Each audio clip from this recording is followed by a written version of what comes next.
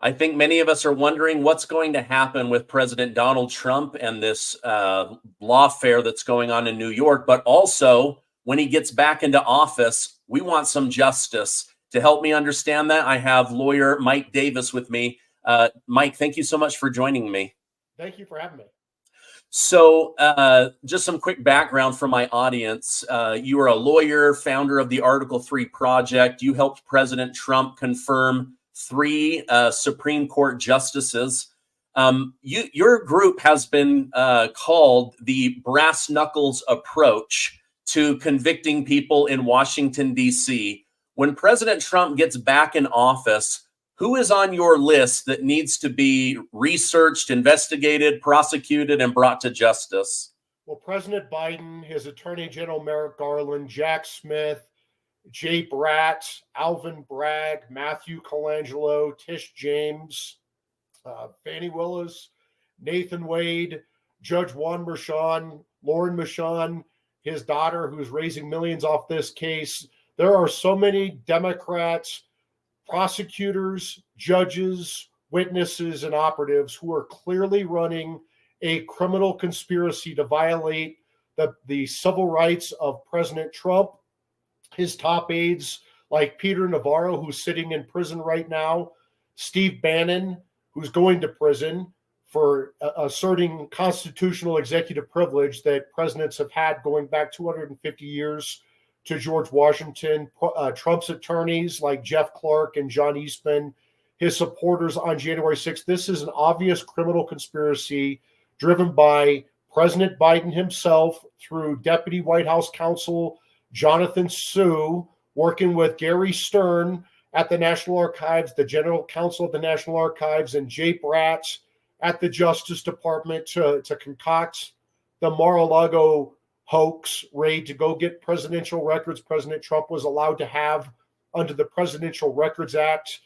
You had Matthew Colangelo deployed from the number 3 office in the Biden Justice Department, a former senior political appointee to Obama, to Biden, a DNC consultant.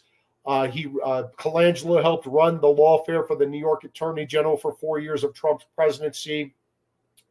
You have Nathan Wade, this Fani Willis's boyfriend / special prosecutor who billed his time, 16 hours of his time, $250 an hour to the Fulton County taxpayers to meet with the Biden White House, including the Biden White House counsel, before Fani Willis brought her unprecedented January 6th indictment against President Trump. This is lawfare. This is election interference. This is a criminal conspiracy to violate the rights of Trump, constitutional rights of Trump, his top aides, his lawyers, his supporters. It's in violation of 18 USC 241 and 242, which are very serious federal civil rights felonies, up to 10 years in prison. Senator J.D. Vance from Ohio just sent a criminal referral on this today. The Article 3 Project, the group I've run for the last 5 years, has been beating the table on this criminal conspiracy for many months.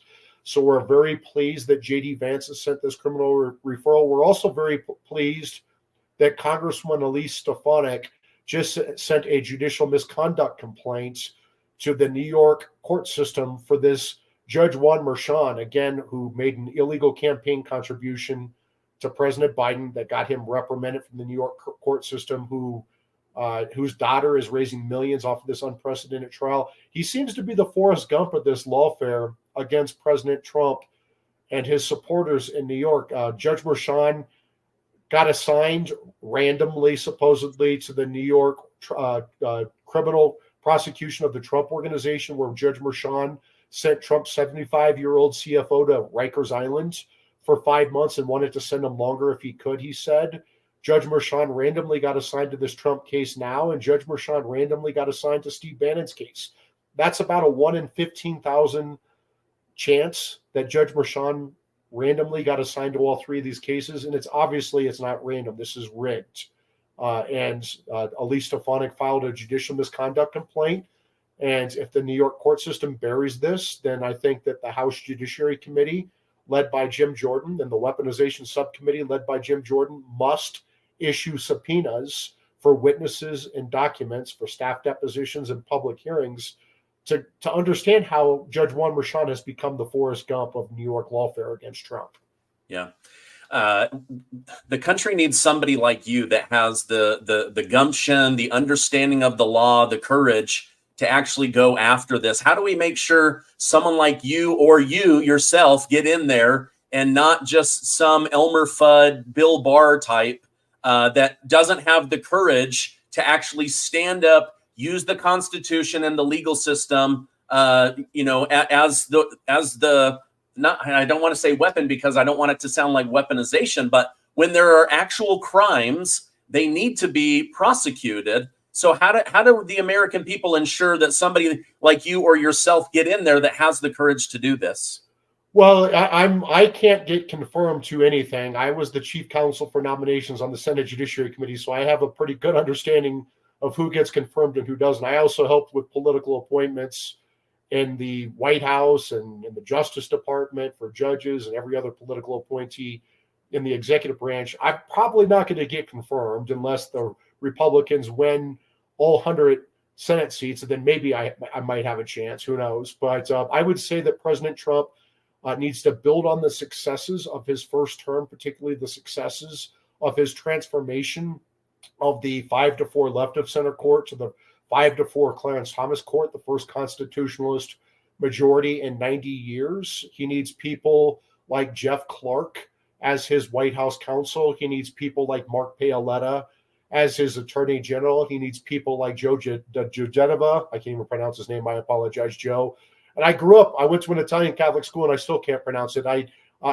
Joe as Trump's deputy attorney general, people like that, people who have the backgrounds and backbones and don't cow to the left and don't fear the left and understand that their job is to follow the Constitution, follow the law, and not operate in fear like the Democrats always have Republicans operating in fear. I'm tired of weak, coward Republicans, whether they're in Congress or in the executive branch or in the judiciary. We need bold, fearless leaders who understand that Biden has run Republic-ending lawfare and election interference against Trump, and there must be severe legal, political, and financial consequences come January 20th, 2025, starting with several criminal probes in the Justice Department. Okay, thank you for that. I know from my own community, just in the comments, I see that they would like a proper investigation of Dr. Fauci, Liz Cheney and the J6 committee, Nancy Pelosi's insider trading racket, the 51 intelligence officers who lied to the American people to get the Hunter Biden laptop buried and also subsequently get President Biden elected. And now they're using those backgrounds, those security clearances to have $1 million jobs after serving the country.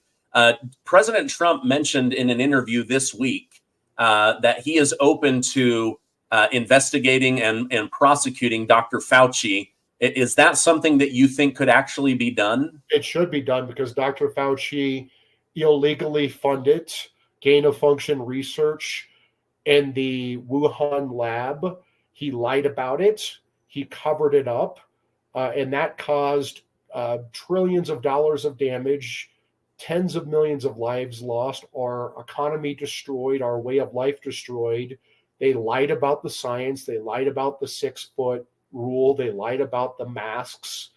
They knew the vaccines were not as effective as they claimed. There were so many lies. Tony Fauci is a mad scientist.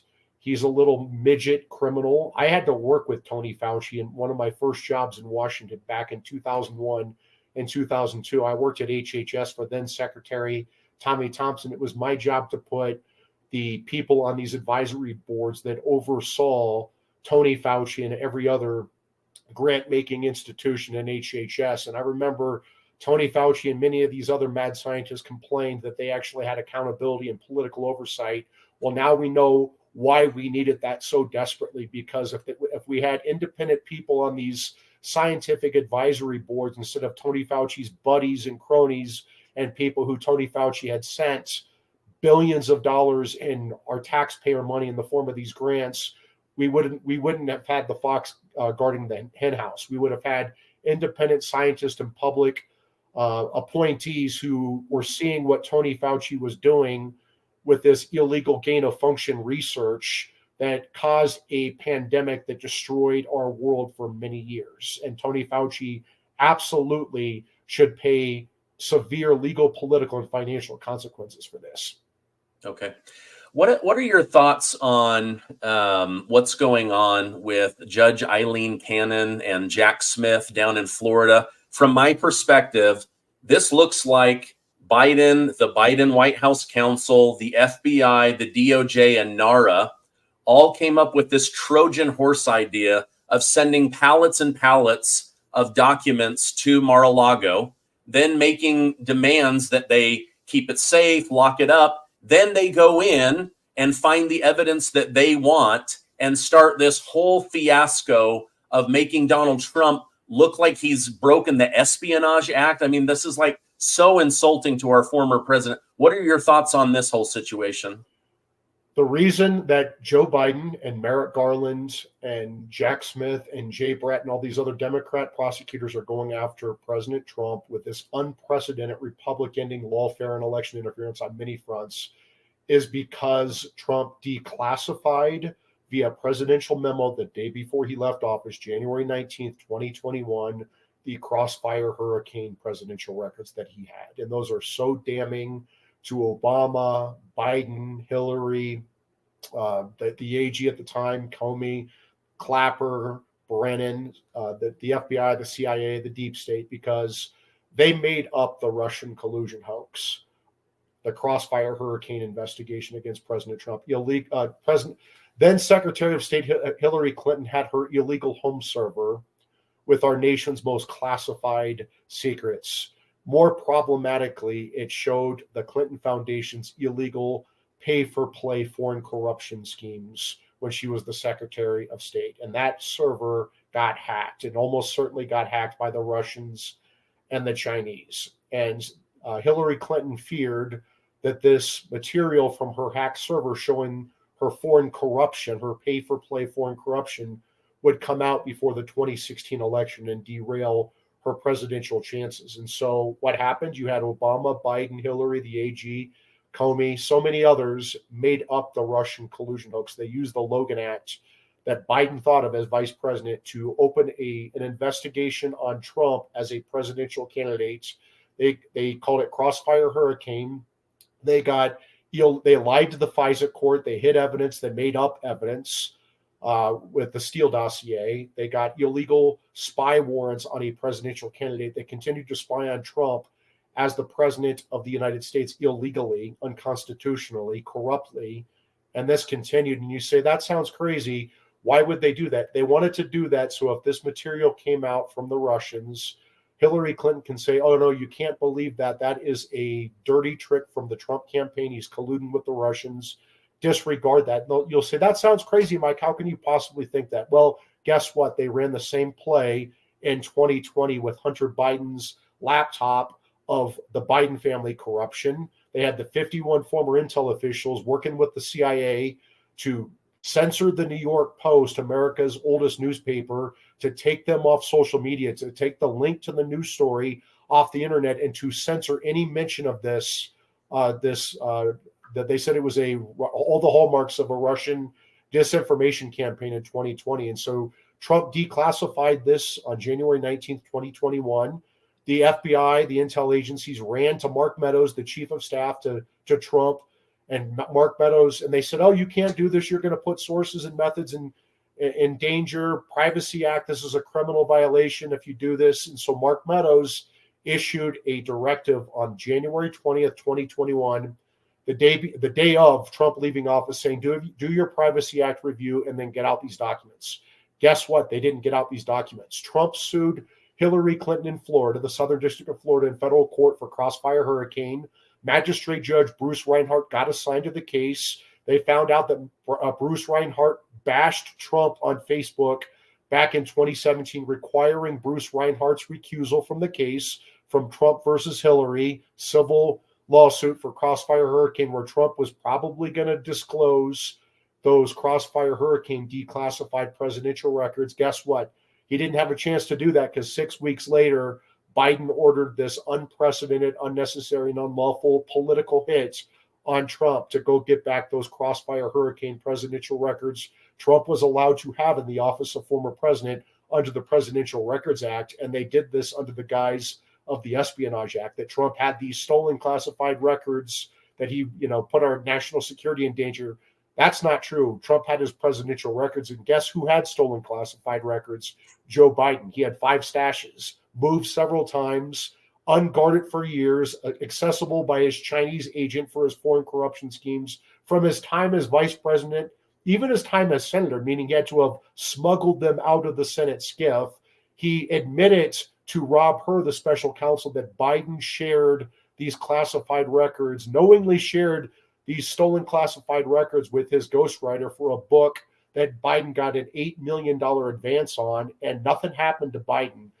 Merrick Garland colluded with President Biden to cover this up, while Garland sent in an unprecedented armed raid with shoot-to-kill orders to go get back these Crossfire Hurricane presidential records from Trump. Wow. Okay. I know you've got to run.